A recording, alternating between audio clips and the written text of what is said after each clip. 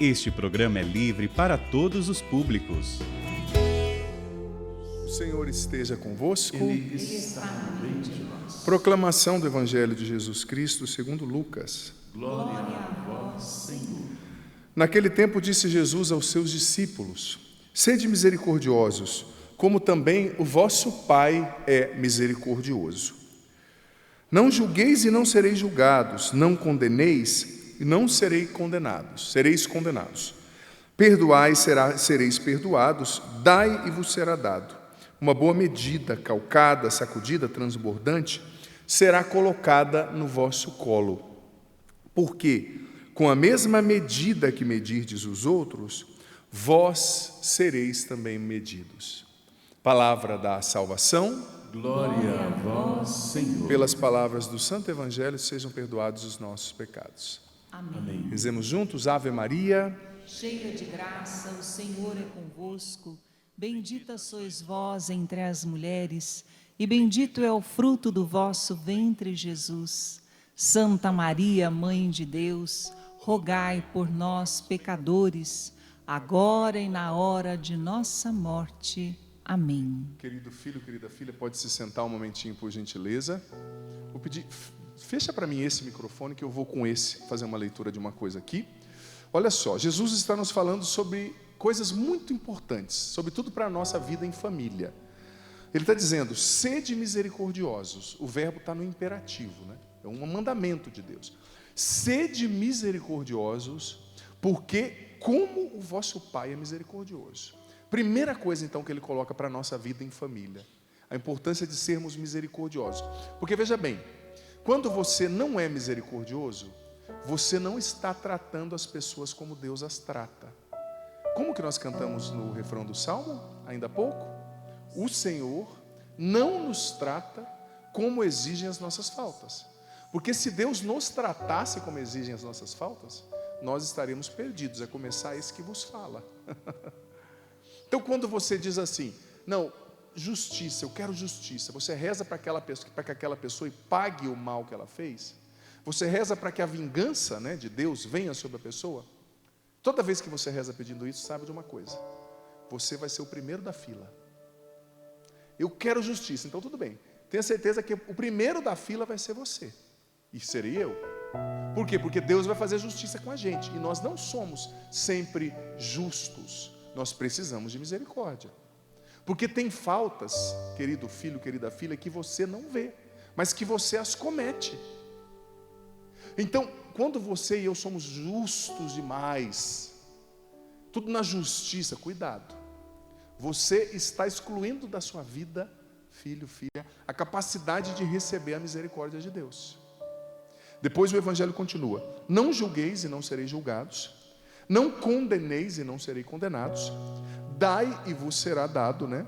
Aliás, primeiro, perdoai e sereis perdoado. Dai e vos será dado. Então, Jesus está falando de 4 coisas. Depois dele colocar o pressuposto que nós precisamos de fato ser misericordiosos, ele está dizendo que a gente precisa não julgar, não condenar, perdoar e dar. Porque com a medida que nós medirmos, nós vamos ser medidos. E você sabe que Jesus estava falando sobre algo muito peculiar, muito próprio da sua época. Quem aqui já viu antigamente aquelas... A gurizada não sabe mais, né? Os mais jovens, as crianças não sabem mais, mas antigamente tinha aquelas máquinas de arroz. Quem é dessa época? Que você ia lá e ficava naqueles sacos o arroz, né? O feijão, você levava um borná para os que não sabem, os mais novos, o tio explica, é tipo um saquinho que a gente colocava as coisas dentro, né? Você comprava às vezes lá, tanta coisa você comprava na máquina de arroz, né? Eu vou ser sincero, eu vi só quando eu era bem guri, bem pequeno mesmo. Depois já não tinha mais na minha cidade, lá no Paraná. Mas eu cheguei a ver máquina de arroz. Então o que Jesus está falando? Olha, dai e vos será dado uma medida transbordante, sacudida e calcada. O que é uma medida sacudida? Você coloca o cereal, por exemplo. Naquela época tinha um recipiente de colocar o cereal, na época de Jesus, chamado litron, que se chamava, né, em grego na época, litron. E o que você colocava lá, o cereal? Era como se fosse um saco, mas mais na forma de uma bacia. Aí você sabe que o cereal, quando você mexe, né, uma medida sacudida, aquele espaço que há entre os grãos de arroz, entre os grãos de feijão, ele sai e abaixa, né? Cabe mais cereal, né? Então, o cara quando ia comprar, se ele era esperto, ele já falava para o dono da venda lá, né, da máquina de arroz, dá uma sacudida nesse negócio aí, né? Aí o arroz vai afundando. Então, depois de sacudir o arroz afundar, Jesus diz, a medida, além de ser sacudida, ela tem que ser calcada. O que é calcada? É você calcar, você empurrar para baixo, né? Para caber mais ainda, né? Então você sacode o litron, naquela época se sacudia, para o cereal se encostar bem um no outro e caber mais. Você calcava, empurrava ali para caber mais. E ainda Jesus usou um terceiro adjetivo, né? Uma terceira palavra, transbordante, né? Tem que ser sacudida a medida para caber mais, tem que ser calcada e tem que ser transbordante, ou seja, você coloca tanto arroz ali que começa a cair do saco, né? Começa a cair do litron. Então Jesus disse, o que vocês fizerem, vocês vão receber em uma medida sacudida, calcada e transbordante. E você precisa dar em uma medida sacudida, calcada e transbordante. Então vamos pensar nessas 4 palavras. Gente, uma das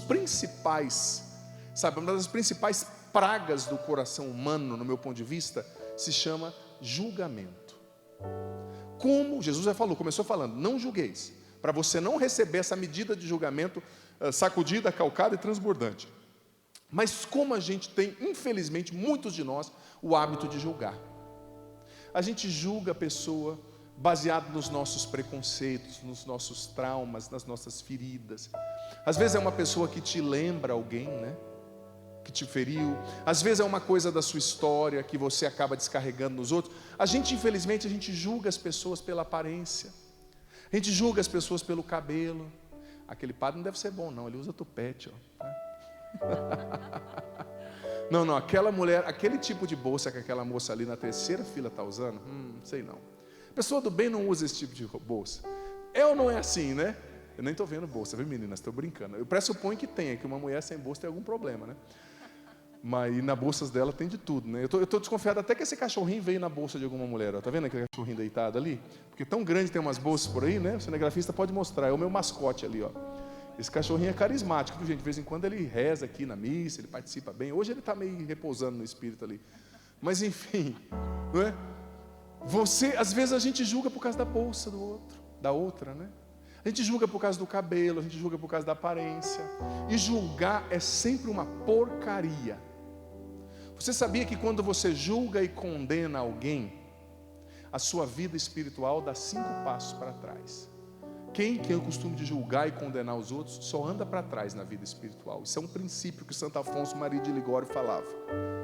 Eu estou inclusive com o livro de Santo Afonso aqui, A Paixão de Nosso Senhor Jesus Cristo, que vai nos nortear nessa homilia. Mas todas as vezes que você julga alguém, você condena, a sua vida está andando para trás 5 passos. Sabe? Porque nunca é justo julgar. Porque você não sabe a história toda, você não vê tudo. Você não vê a motivação da pessoa. Isso não quer dizer que a gente não tem que perceber as coisas. A gente percebe, a gente às vezes vê que tem pessoas que são maldosas. Existem pessoas más. Existem pessoas se beneficiando dos bens públicos, se beneficiando às vezes até de cargos na igreja para fazer o que não deve fazer. A gente vê. Só que a gente precisa ter consciência de que não somos nós os juízes. Não somos nós que vamos consertar o mundo. O que Jesus disse para Tiago e João? Eles passaram pela Samaria e os samaritanos não quiseram aceitar, acolher Jesus e os discípulos. Por quê? Diz o Evangelho, porque eles davam a impressão de que iriam para Jerusalém. E os samaritanos odiavam os judeus. E os judeus odiavam os samaritanos. Então vocês vão para Jerusalém, vocês são daquele povo que não presta, então nós não vamos acolher vocês. E o que Tiago e João disseram para Jesus? Senhor, manda vir fogo do céu, queimar esses infiéis. Jesus já olhou para eles e falou, meus amigos, estou com vocês há 3 anos, vocês não entenderam ainda quem eu sou? Eu não vim aqui para fazer essa justiça limitada, né? Porque toda justiça aqui na terra é limitada. Eu não vim aqui para queimar quem não acredita em mim. Eu vim para trazer o reino de Deus. E diante do reino de Deus, diante da palavra de Deus, você não precisa condenar ninguém. Por quê? a palavra, ela instiga o nosso livre-arbítrio. E diante da palavra, você não precisa condenar se está vivendo ou não está vivendo. A pessoa escolhe se ela se condena ou se ela se salva. Se a pessoa conhece a palavra de Deus e não está vivendo, ela está escolhendo não ser salva. Ela está escolhendo não imitar Jesus. Ela está escolhendo o caminho da perdição, porque ela tem luz para enxergar o caminho certo. Então quem vai condená-la é a palavra que ela ouviu. Não sou eu e é você. Claro, é diferente se você é um pároco, se você é um líder de uma comunidade, tem uma pessoa que está prejudicando diretamente, você vai com caridade chamar uma atenção, às vezes remover a pessoa, corrigir. Não é que você não tenha que fazer isso. Mas esse juízo, gente, esse julgamento baseado nos nossos preconceitos, nos nossos achismos, isso fere demais o coração de Jesus. E isso vai atrair ruína e condenação para a nossa vida. Depois a palavra diz: não condeneis. Quanta gente tem o hábito de condenar os outros? Às vezes a pessoa é recalcada, a pessoa é amarga, a pessoa é infeliz porque não curou as feridas da própria história e fica destilando esse veneno por onde passa, condenando todo mundo. Não, se não reza como eu, está no inferno. Se não usa o véu como eu, está no inferno. Se não faz tal coisa como eu, está no inferno. Opa, aquilo que deveria estar te santificando, está te perdendo, porque você se julga superior e está cometendo o maior de todos os pecados, que é o pecado capital do orgulho, que te configura o caráter do diabo. O orgulhoso por excelência, dizia Santo Afonso Maria de Ligório. Não condeneis. E depois a palavra continua: perdoai. Perdoar é desafiante, sempre é desafiante, perdoar os outros, mas também perdoar a si mesmo. Quantas pessoas não se perdoam por coisas que fizeram ou que não fizeram, por resultados que têm ou que não têm? Quantas pessoas se sabotam, se prejudicam, não se permitem crescer na vida e ter resultados mais consistentes, porque não se perdoaram pelos erros do passado, pelas fraquezas, pelas más tendências, pelas más inclinações. Perdoar a si mesmo, perdoar o outro. Não tem cristianismo sem perdão. E depois, eu vou voltar no perdão daqui a pouco, mas depois Jesus fala sobre a atitude de dar, da generosidade. Dai e vos será dado. Dai com uma medida sacudida, calcada, transbordante. Ou seja, o reino de Deus precisa ser sempre construído, pautado na generosidade. Generosidade. Jesus, gente, ele foi e é extremamente generoso. Como Jesus é generoso? É só você prestar atenção nas parábolas de Jesus. Aquela parábola do semeador chega a ser até engraçada. Quem aqui é agricultor? Levanta a mão. Ou já trabalhou na roça alguma vez? Já plantou alguma coisa? Você já plantou? A semente é baratinha, né? Hoje você compra a semente, é bem barato, né? Claro que não. Você vai comprar semente de soja, é caro. Semente de milho é caro, de trigo. Por mais que, padre, um pacotinho não é caro, mas se você for comprar em larga escala para plantar numa fazenda, num sítio, você vai ver que pesa. Jesus contou a parábola do semeador, dizendo que o semeador saiu a semear. E ele semeou na estrada, semeou onde tinha pedra. Algum fazendeiro que tem, alguma coisa na cabeça, que não é doido, ia fazer isso? Vai nascer onde tem pedra? Vai nascer num lugar que é só pedra? Vai nascer se você plantar na estrada, onde os cavalos estão passando em cima, o carro está passando em cima, as pessoas estão pisando? Vai nascer? Você vê, no jeito que Jesus conta as parábolas, você vê a generosidade de Deus. Jesus não está nem aí se a semente vai nascer ou não. Ele dá, ele semeia em qualquer lugar. Ele semeia, como diz a parábola do semeador, no terreno pedregoso. Ele semeia onde tem espinho. Ele semeia na estrada. Ou seja, ele quer se dar. Deus não cabe em si, ele quer se doar, ele quer dar a vida dele. O que você recebe no batismo, filho ou filha? Você recebe a vida de Deus em você, a vida de Deus doada em generosidade. Depois do seu batismo, Deus começa a morar em você.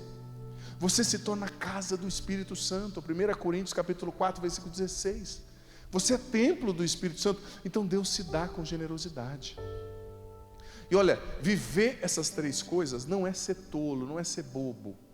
Porque infelizmente nós estamos na missa das famílias e tem muita família sendo destruída, presta atenção, porque infelizmente as pessoas se casam hoje com uma mentalidade cada vez mais egoísta, pensando só em si.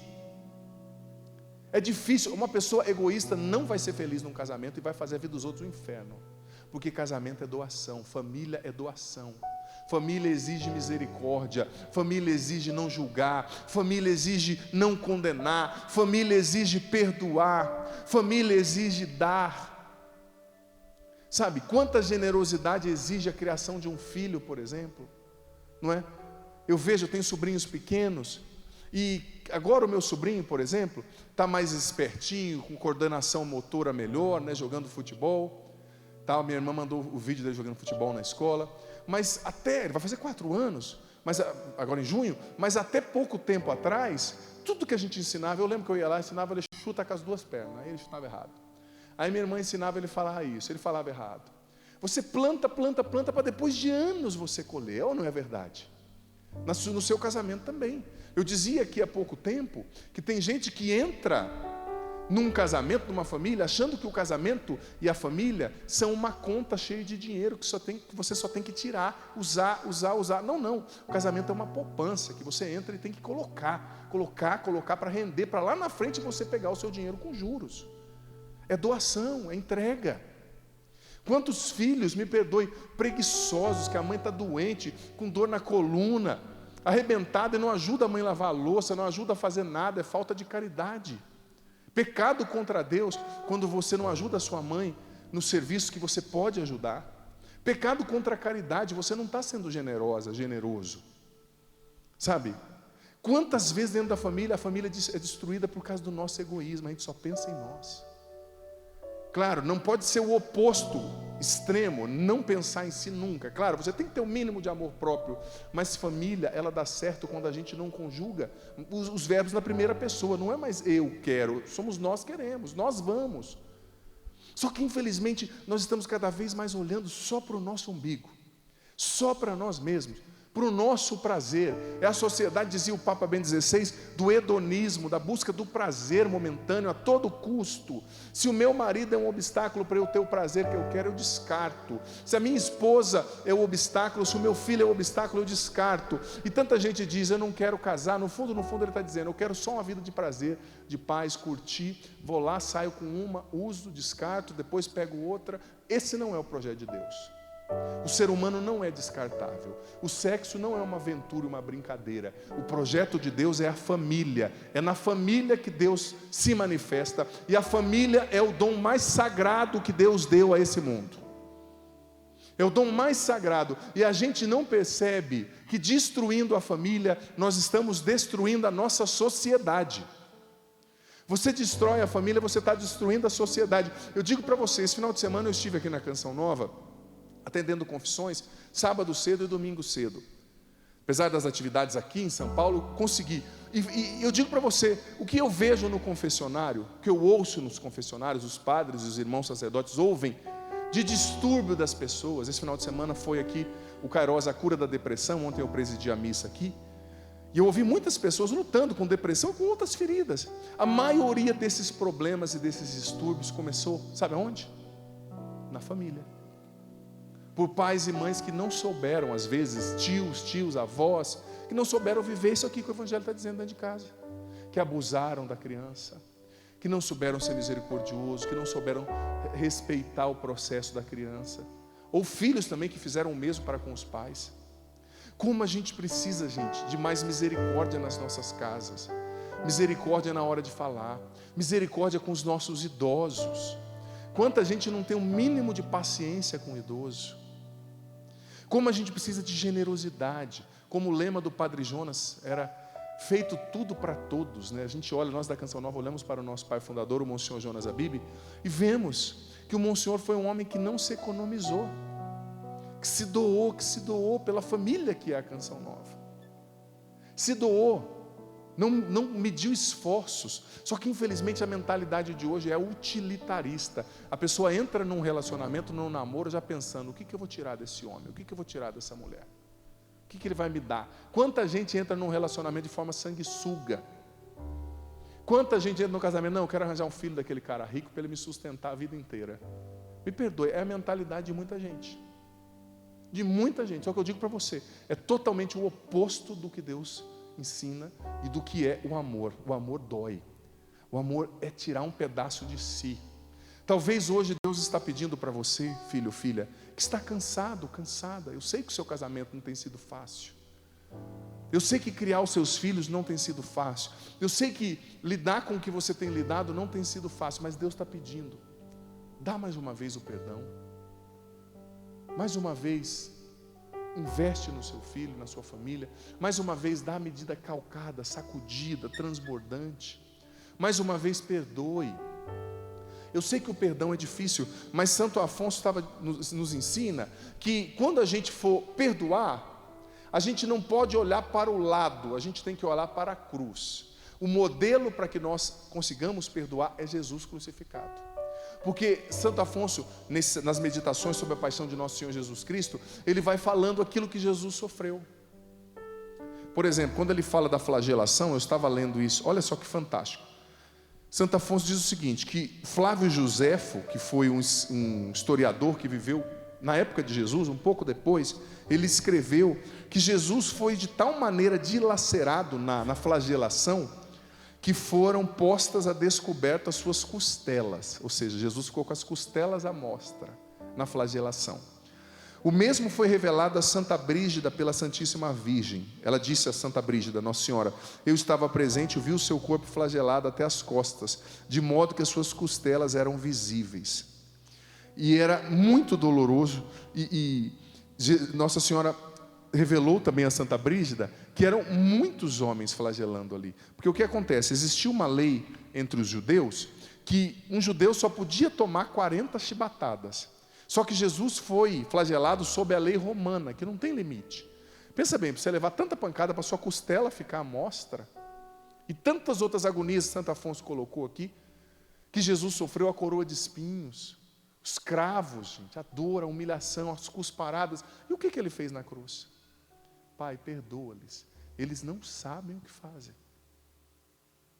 Quando você tiver que perdoar, não julgar, não condenar, quando você tiver que fazer um gesto de generosidade, você não tem que olhar para lugar nenhum, a não ser para a cruz.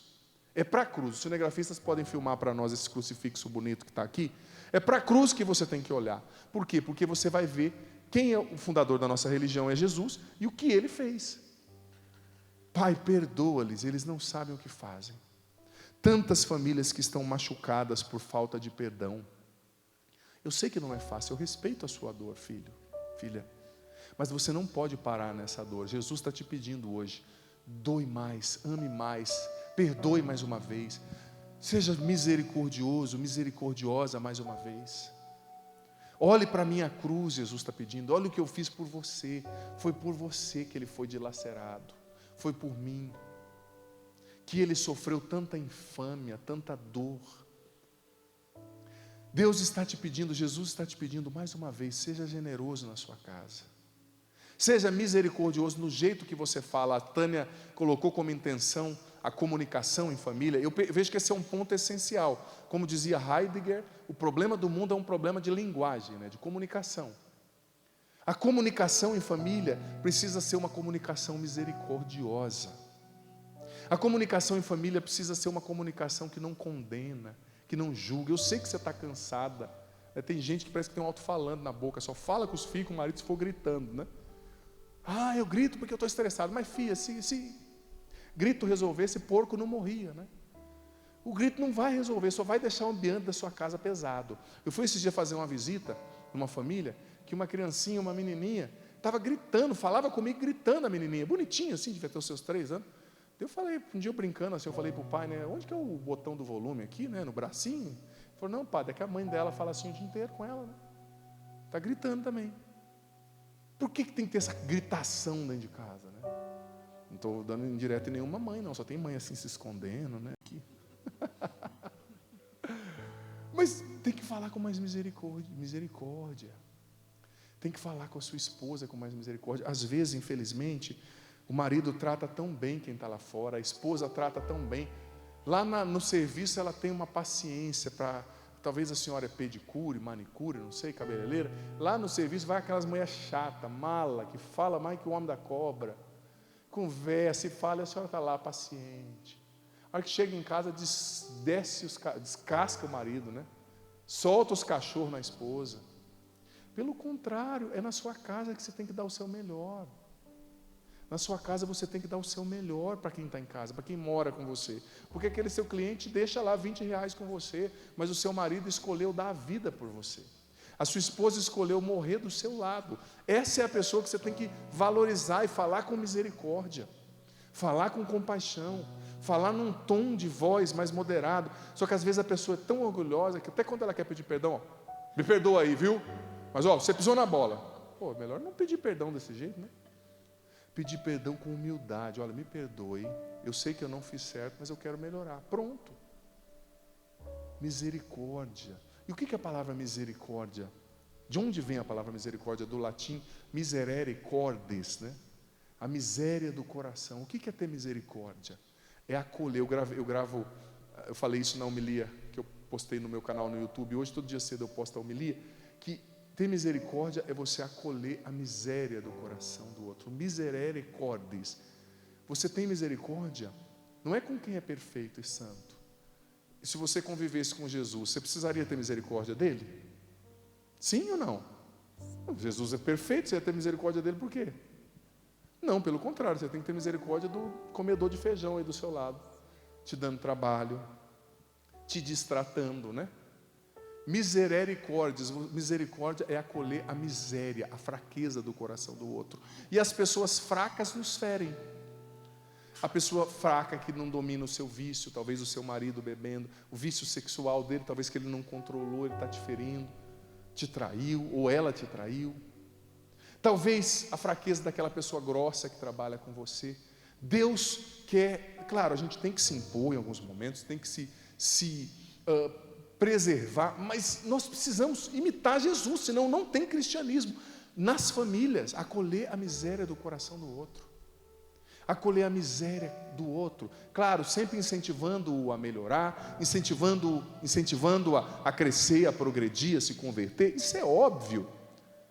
Mas se nós formos exigir uma perfeição, nós nunca vamos viver em família, nós nunca vamos conviver. Eu, como padre, tenho muitas vezes a possibilidade de ouvir pessoas que infelizmente viveram um casamento que não deu certo, viveram outros. Esse dia eu comecei com uma pessoa que estava no 3º ou 4º casamento, né?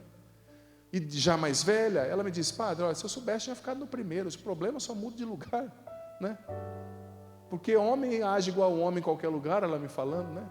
Os problemas que nós tínhamos, claro, muda um pouquinho uma coisa ou outra, mas o meu primeiro marido tinha um defeito, o terceiro não tem esse, mas tem outro defeito. As pessoas são fracas, nos relacionamos com pessoas frágeis, mas Deus nos convida, como Jesus: Pai, perdoa-lhes, eles não sabem o que fazem. Acolher a miséria do coração do outro, a ser misericórdia naquilo que o outro precisa. A gente só exerce a misericórdia quando tem um pecador do nosso lado.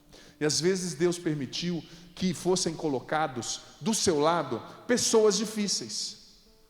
Um pai difícil, uma mãe difícil, um coordenador, um superior, um chefe difícil, um filho difícil.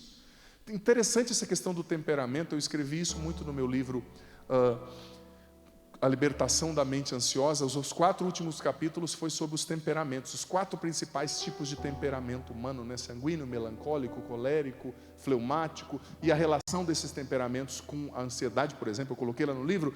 Mas quando você estuda um pouco dos temperamentos, entende o que eles são, e você começa a ver uma criança, às vezes a criança nasceu, você já vê ela novinha, com a inclinação do temperamento colérico, aquela criança brava. A minha sobrinha mesmo, mais novinha, coisa mais linda, ela vai fazer, não tem nem 2 anos, mas quando ela diz não, meu amigo, esquece. Eu fiquei pensando, aquele bichinho não sabe nem falar. Esses dias ela está começando a falar, ela falou tio, né? Me chamou de tio, aí o tio já, babão já derreteu, né? Mas daquele tamanhozinho já é difícil, você vê, difícil assim, né? Se ela falar não, esquece, não quero comer. Ah, meu amigo, ela não vai comer. ou se ela quer uma coisa também, né? Às vezes você tem um filho difícil, com temperamento difícil, pequenininho ou mais velho, ou talvez você é essa pessoa, né? Tem dia que nem você se aguenta, né? Você olha no espelho e fala, eu não me aguento mais. Mas tenha misericórdia com você também. Tenha misericórdia com seus filhos, sobretudo com as crianças e com os idosos. Misericórdia com essa pessoa mais velha, compaixão. Doe-se com generosidade, invista o seu amor. Porque no final, no alvorecer da vida, gente, nós seremos julgados pelo amor. No entardecer da vida, como dizia São João da Cruz, nós seremos julgados pelo amor que nós damos. Não é pelo dinheiro que você tem na conta, não é pelas correções que você fez, pelas brigas, pelas vezes que você rodou a baiana, é pelo amor. É como a vida do Padre Jonas. Hoje a gente olha para a história do Padre Jonas, muitas pessoas, nosso fundador que faleceu no final do ano passado, já estão, me disseram, né, ontem no confessionário, 2 pessoas me disseram, Padre, eu já estou recebendo graças pela intercessão do Padre Jonas, não é? Mas por que a gente lembra do Padre Jonas? Por quê? Porque a vida do Padre Jonas foi amor, foi se entregar, foi se doar, do início ao fim. A vida dele é um exemplo disso aqui. Eu digo como membro da Canção Nova, de se doar, de amar, sabe? De se entregar numa medida sacudida, transbordante, calcada. E Deus pede que você faça o mesmo na sua casa e na sua família. Deus pede que você seja um outro Cristo, alter Christus do latim, não é? Um outro Cristo na sua casa, amando, não julgando, dizendo, Pai, perdoa-lhes, eles não sabem o que fazem. Você está disposto a viver isso, sim ou não? Sim. Foi horrível isso, não foi, Tânia? Foi horrível. Minha sobrinha de 2 anos, acho que ela ia falar assim, sim, mais do que vocês. Está disposto a viver isso, sim ou não?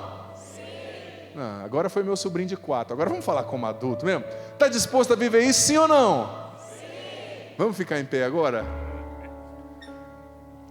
Essa pessoa difícil, que Deus talvez colocou no seu caminho, é um desafio para que o seu amor cresça cada vez mais, para que você ame cada vez mais como Jesus.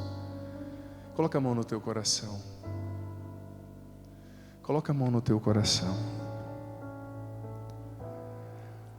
Me admira muito olhar para a história do Padre Jonas e perceber o quanto ele amou mesmo de verdade, o quanto os santos amaram, Nossa Senhora, Jesus, nosso fundador da nossa religião, Deus e Senhor. Tem uma canção muito linda que a irmã Ana Paula compôs em homenagem ao Monsenhor Jonas Abib, que fala justamente disso, de alguém que se consumiu pelo reino de Deus, por amor às pessoas, alguém que não mediu esforços para dar e dar cada vez mais. Coloca a mão no seu coração. Quero convidar você a escutar essa canção e a também querer viver isso que o Monsenhor Jonas viveu com tanto carinho, com tanta intensidade, com tanta doação. Com a mão no coração. No entardecer da vida, quando tudo aqui passar, serei julgado pelo amor, daqui só levarei amor. Amar é dar-se sem medidas, é ofertar-se até doer. Um novo dia surgirá, o face a face chegará.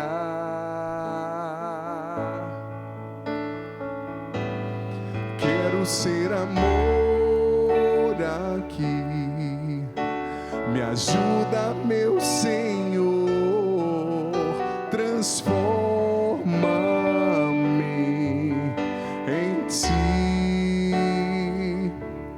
Me amaste até o fim, tua cruz me ensinou que o céu começa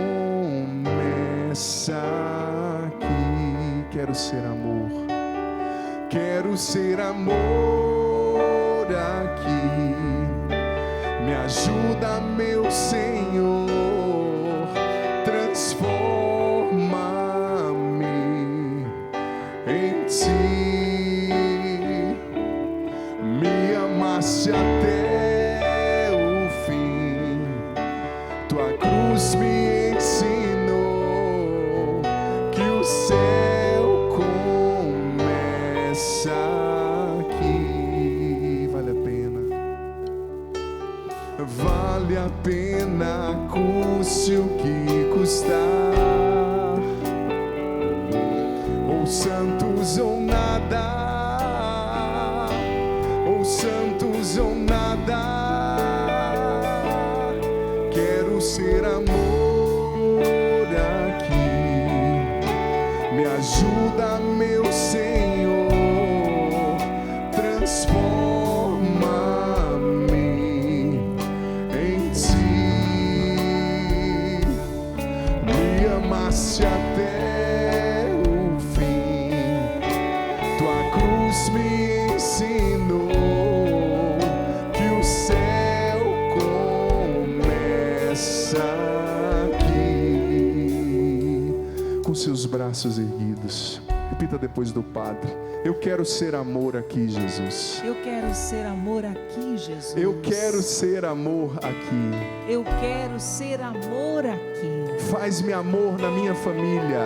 Faz-me amor na minha família. Faz-me um outro Cristo na minha casa. Faz-me um outro Cristo na minha casa. Eu quero amar, Jesus. Eu quero amar, Jesus. Com uma medida. Com uma medida. Sacudida. Sacudida. Calcada. Calcada. Transbordante. Transbordante. Eu quero perdoar. Eu quero perdoar. Eu quero ser generoso. Eu quero ser generosa. Eu quero não julgar. Eu quero não julgar. Não condenar. Não condenar. Capacita-me, Senhor. Capacita-me, Senhor. Cura as minhas feridas. Cura as minhas feridas. Liberta-me, Senhor, das angústias. Liberta-me, Senhor, das angústias. Do egoísmo. Do egoísmo. Do apego a mim mesmo. Do apego a mim mesmo. Do apego às minhas memórias feridas. Do apego às minhas memórias feridas. Cura-me, Senhor. Cura-me, Senhor. Cura a minha história. Cura a minha história. Cura as minhas feridas. Cura as minhas feridas. Para que eu ame mais e melhor. Para que eu ame mais e melhor. Para que eu seja misericórdia. Para que eu seja misericórdia. Para que eu seja expressão da sua bondade. Para que eu seja expressão da sua bondade. E derrama sobre mim agora. E derrama sobre mim agora. O teu Espírito Santo. O teu Espírito Santo. O mesmo Espírito que o Senhor derramou. O mesmo Espírito que o Senhor derramou. Sobre o Monsenhor Jonas Abib. Sobre o Monsenhor Jonas Abib. Sobre os teus servos e servas. Sobre os teus servos e servas. Sobre a Virgem Maria. Sobre a Virgem Maria. Sobre os santos. Sobre os santos. Vem, Espírito Santo, e me encha. Vem, Espírito Santo, e me enche. E me batiza. E me batiza. E me liberta de mim mesmo. E me liberta de mim mesmo. Levanta os seus braços e solta a sua voz no Espírito junto com o Rubens, com a Tânia. Erga os seus braços, filho, filha. Solta a sua voz. Até mesmo você que não está acostumado a rezar assim. Solta a sua voz. Reza no Espírito. Deixa o Espírito Santo rezar em você. Deixa o Espírito Santo te batizar, te encher. Deixa o Espírito Santo curar o teu coração. Muitas vezes o que nos impede de amar são as feridas da nossa história, as feridas do nosso passado. Vem, Espírito Santo, que nós sejamos amor, porque amar é dar-se sem medida, é ofertar-se até doer. Vem, Espírito Santo, nos batizar. Vem, Espírito Santo, nos libertar. Vem, Espírito Santo, liberta-nos de nós mesmos, do nosso egoísmo, da nossa vaidade, do nosso orgulho. Nós queremos nos doar, nós queremos amar dando de nós mesmos, também dando do que temos, do que somos, sendo generosos. Vai soltando a sua voz no Espírito, vai rezando.